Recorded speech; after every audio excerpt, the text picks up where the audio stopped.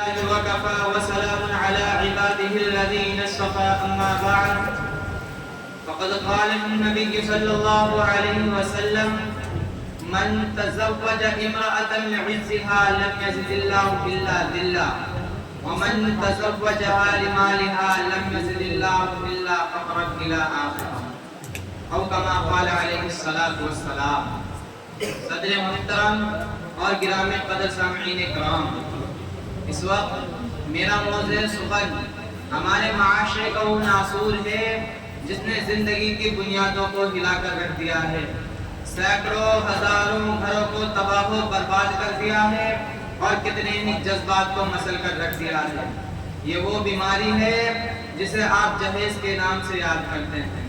میں نے خطبہ کے بعد ایک حدیث شریف پڑھی ہے جس میں حضور پاک صلی اللہ علیہ وسلم کا پاک ارشاد ہے، جو شخص عزت حاصل کرنے کے لیے شادی کرے گا تو رب ذوالجلال ایسے شخص کو ذلت کے سوا کچھ نہ دیں گے، اور جو شخص مال کے لالچ میں شادی کرے گا تو اس کو فقر و فاقہ اور تنگدستی کے سوا کچھ نصیب نہ ہوگا.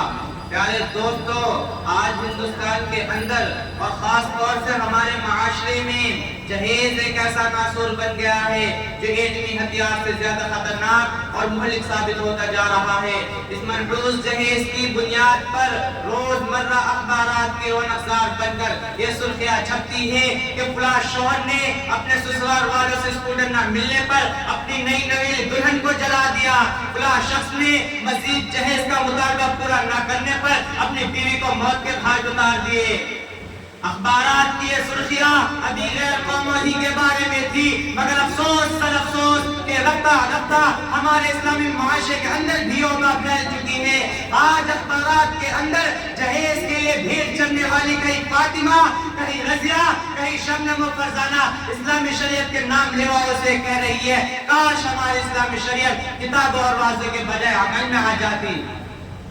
اسلام کے پاس بانو عورت رب ذوالجلال کی جانب سے عطا کرتا ہوا حسین تحفہ ہے جس نے انسانی زندگی کو رہنمائی بخشی. اسی عورت کے دم سے نظاروں میں خوبصورتی پیدا ہوئی. اسی معصوم کلی نے حضرت آدم علیہ السلام کی زندگی سے خوف و وحشت کو دور کیا. مگر ان تمام باتوں کے باوجود ظلم ستم کی تاریخ شاہد ہے کہ اس دار پانی میں جتنے مظالم برپا ہوئے ہیں ان میں زیادہ تر صرف نازکی پر کیے گئے ہیں. اس بے رحم سماج نے عورت کو جس نگاہ سے دیکھا ہے وہ نہایت قابل مذمت ہے. تاریخ عالم ان دردناک واقعات سے بھری پڑی ہے. کبھی تو حضرت مریم علیہ السلام کو دنیا والوں نے متہم کر کے جنگلوں کی خاک چھاننے پر مجبور کیا، تو کبھی نمرود نے اپنی بیٹی کو ایمان لانے کی پاداش میں آگ میں ڈالا، تو کبھی عرب کے جاہل معاشرے نے لڑکیوں کی پیدائش کو اس قدر منحوس تصور کیا ان کے زندہ ہوتی درگور کر دیا جاتا تھا. پیارے دوستو، آج بھی معصوم دوشیزوں پر ظلم و ستم کے پہاڑ توڑے جا رہے ہیں. جبر و تشدد کی خاردار جھاڑیاں ان کی رہنمائی ہے. آج بھی عورتوں کے ارمانوں کا خون کیا جا رہا ہے. غریب گھرانے کی بچوں پر خدا کی زمین اپنی وسعت اور کشادگی کے باوجود تنگ ہو رہی ہے. ساری دنیا میں یہ بات روز روشن کی طرح آیا ہے کہ جس گھر میں لڑکی جوانی کی دہلیز پر قدم رکھتی ہے اسی وقت سے والدین کی نیند حرام ہو جاتی ہے. زندگی کا ہر لمحہ صاحب بن کر ڈسنے لگتا ہے. ایک طرف لڑکی کی اٹھتی ہوئی جوانی ہوتی ہے تو دوسری طرف جن سے بھیڑے کی اٹھتی ہوئی نگاہیں ہوتی ہیں تو تیسری طرف پڑوں سے بچھے میگویاں ہوتی ہیں. اور جب والدین اس گلاب کے پھول کو سجانے کے لیے کسی لڑکے کی تلاش کرتے ہیں تو جہیز کے مطالبات ان کے ارادوں کو وہیں مسمار کر دیتے ہیں.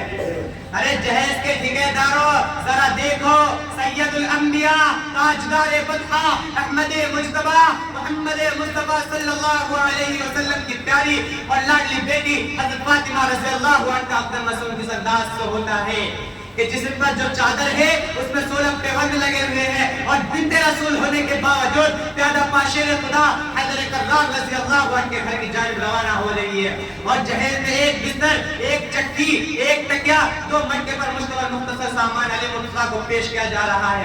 اور آج ہم یہ کہتے ہیں ہمارا بیٹا ڈاکٹر ہے، ہمارا بیٹا انجینئر ہے، ہمارا بیٹا ٹیلی فون آپریٹر ہے، ہمارا بیٹا گریجویٹ ہے، ہمارا بیٹا سعودی عرب میں رہتا ہے اس لیے جہیز میں جہاز چاہیے. ارے اولاد پیدا کر کے جہیز کی تمنا کرنے والوں، کان کھول کر سن لو. اگر تمہارا بیٹا ڈاکٹر ہے تو حضرت علی امیر المومنین تھے. اگر تمہارا بیٹا انجینئر ہے تو حضرت علی مجاہد تھے، اگر تمہارا بیٹا پائلٹ ہے تو حضرت علی خلیفہ رسول تھے، اگر تمہارا بیٹا پیکر سیاست ہے تو حضرت علی پیکر ولایت تھے۔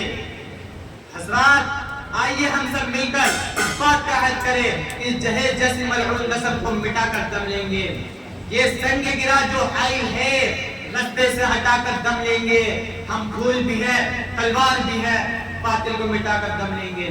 وما علینا الا البلاغ۔